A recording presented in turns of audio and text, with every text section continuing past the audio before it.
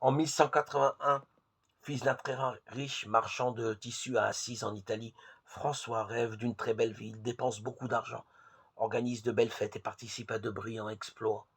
Un jour, il entend le Christ lui dire: François, va et répare ma maison qui tombe en ruine. Il croit qu'il s'agit de la petite chapelle de Saint-Damien. Il abandonne tout et s'installe près de là pour la réparer. Il prie. Il est touché par la parole de Jésus et à ses apôtres. Annoncez la bonne nouvelle, ne prenez ni or ni argent, ni deux habits, ni souliers, ni bâton. C'est ce que je veux faire, s'écrie François. Il part annoncer l'évangile.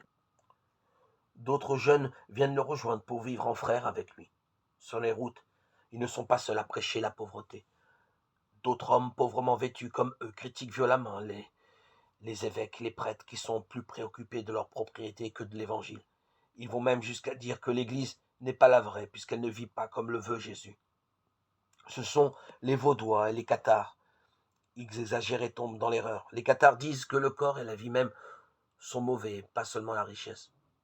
François d'Assise et ses compagnons ne sont pas d'accord avec eux. Ils répondent à la violence par la douceur, car ils croient que même si elle est en ruine, l'Église, avec ses défauts, est la maison de Dieu, Jésus présent au milieu des hommes.